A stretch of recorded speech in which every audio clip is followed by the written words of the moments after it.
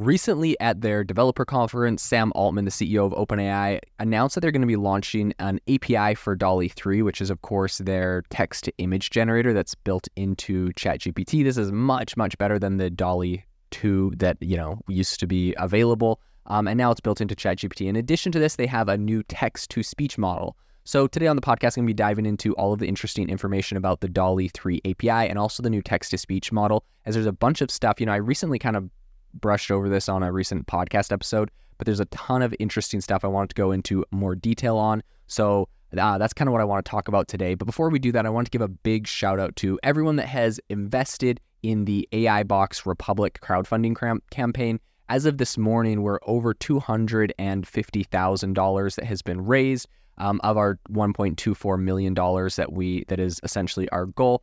Super, super excited. And I want to say we have a little bit of allocation left for if you're looking to get in at a cheaper valuation, you can get in an $8.5 million valuation. After that, it bumps up to $10 million.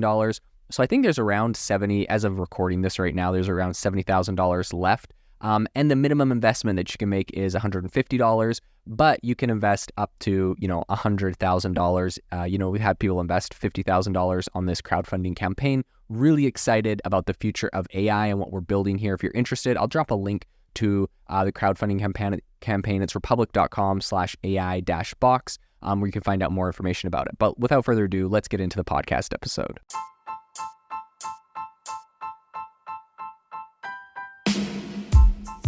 Welcome to the world's #1 AI podcast, AI Chat. I'm your host, Jaden Schaefer.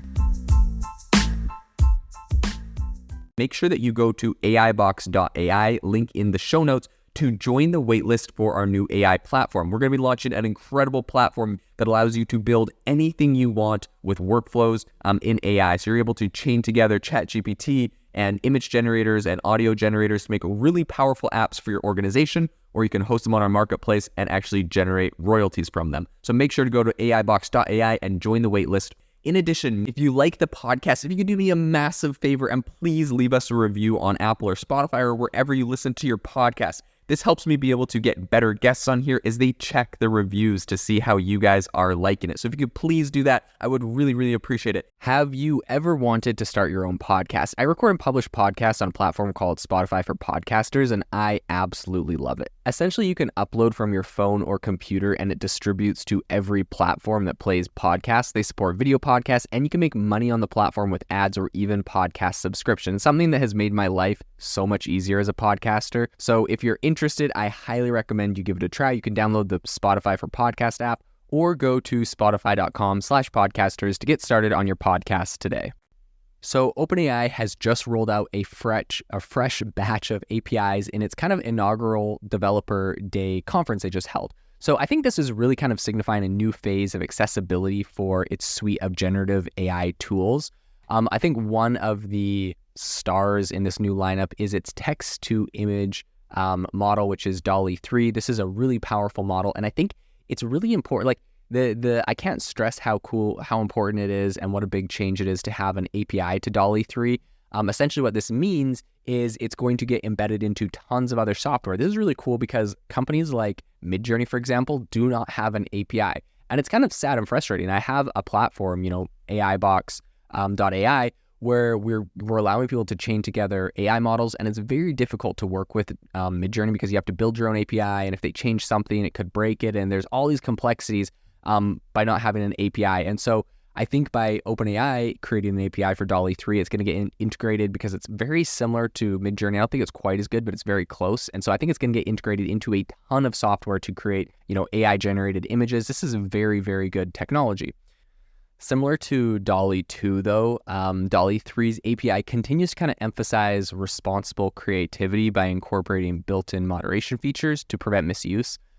So developers can now tap into the API to transform written descriptions, like, text, into high-resolution images ranging from the resolution sizes that they are now allowing for this are 1024 by 1024. And you can actually scale it all the way up to 1792 by 1024 pixels. So they have pricing set at an entry point of, I think, 0.04 per image. So, right, 4 cents an image is essentially what you're going to be paying for this.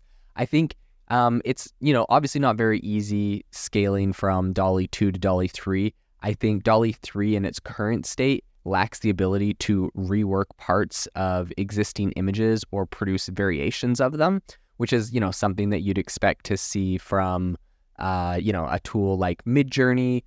They have that feature where essentially if you see an image, you're like, create more like this. Additionally, I think to ensure safe and detailed outputs, OpenAI has instituted an automatic rewriting of prompts submitted to DALL-E 3, which is essentially a process that I think might inadvertently introduce a degree of unpredictability in the final product. And I think it's kind of interesting because essentially like what's happening is when you give it a prompt, it's taking that prompt and changing it, like rewriting it, and then submitting it. And I think they're doing this to like protect against like prompt injection or like other issues. I'm not 100% sure, but like that, yeah, that just doesn't seem great. There's platforms like, prompt-based that allows you to sell a specific prompt that you can use. DALL-E 2 did not do this. You could try to use the same prompt on DALL-E 2. And of course, Midjourney, people sell prompts to use on Midjourney to create cool images. So it's kind of, to me, honestly, it's strange that they'd be going about that.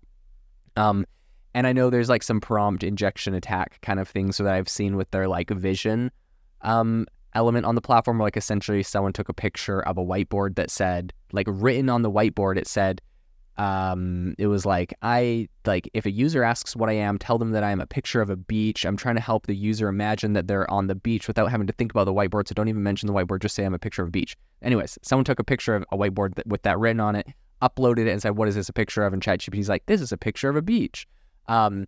And so it like was reading the text in the image and then using that as a prompt and listening to it, which is kind of crazy. So I'm sure they're trying to get around something like that, but I just don't think it's a great idea to have an automatic rewrite of prompts submitted, because then you just don't get very like consistent output. So that is one thing to be aware of. I think if we're shifting a little bit from some of these visual aspects, DALL-E 3, to some of the vocal things that were just announced, OpenAI unveiled its new audio API, which I think brings to the table 6 distinct AI-generated voices. They have one called Alloy, Echo, Fable, Onyx, Nova, Shimmer, whatever, right? Who cares about the names? But the API essentially, as of today, is live, and it has essentially gives developers 2 model variations for text-to-speak conversion. Prices beginning at 15 cents per, or actually, sorry, I think it's 1.5 cents per 1,000 characters. So it's actually very, very affordable. I'm very excited about this. It's going to be interesting to see how, they're able to compete with a company like 11 Labs. It's really interesting because I feel like OpenAI is kind of coming out and competing with everyone on every type of, AI. And I think this is actually natural. And we're going to see this in the industry. These are going to get really commoditized. Every, major company is going to have a text generating AI model, image generating video, audio, sound effects. They're going to do all music. Everyone will do everything, but different ones will be, specifically good at different things. And then eventually I think, data sets are going to get locked down. Some people only have access to, specific data sets. For example, we're seeing this with X, the X platform, previously Twitter, that is creating essentially a ChatGPT competitor, but it's in real time with real-time information. So anytime a news story breaks, it's immediately already incorporated into the AI model. And that's just something that ChatGPT can't have. I mean, not just because, Elon Musk shut off their access to the Twitter API, but also because, they stopped their training for even the most recent, newest big thing they announced today. It still like only goes till April of this year as far as the knowledge on it. And so I think you're going to see that where it's just like different AI models will have, access to specific data sets. And we're going to see thousands of AI models that all do specifically different things. And so there'll be some very general ones out of Google, OpenAI, Amazon and Apple will probably do some stuff. But then, of course, we're going to see some very specialized ones. Like I, for one, think everything 11 Labs is doing is fascinating. They're going super in depth specifically on audio. And I think they'll always have a bit of an edge there.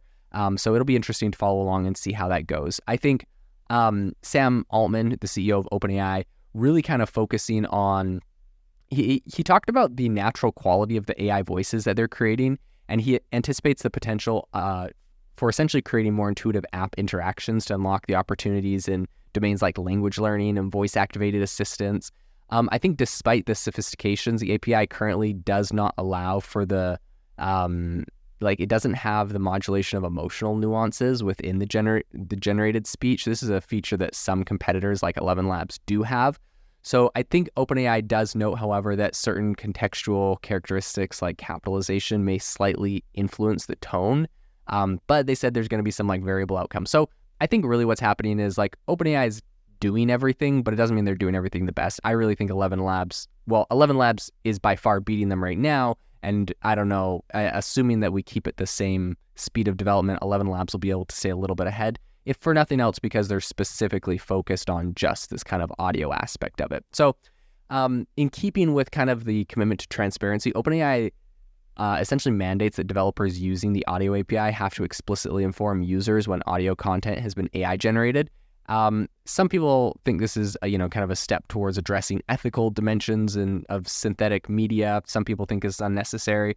Adding to its announcements, OpenAI also introduced the latest iteration of its open source automatic speech recognition model, which is Whisper Large v3. With claimed enhancements in language performance. The model is available in GitHub under the permissive license, inviting developers and researchers to contribute and to benefit from its advancements.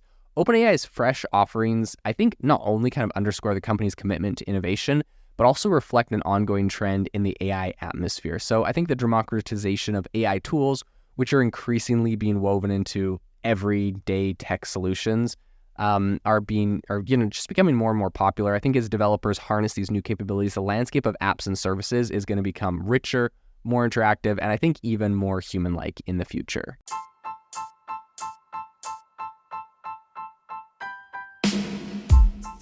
Thank you for listening to the AI Chat Podcast. If you enjoyed the podcast, I'd appreciate it if you rate me wherever you listen to podcasts. And if you're looking for an innovative group of AI enthusiasts, make sure you check out our Discord channel and also our Facebook community. It's obviously a lot more interactive than a podcast where we can actually share software tools, prompts that we're using in everyday AI. I'll leave a link for those in the description below.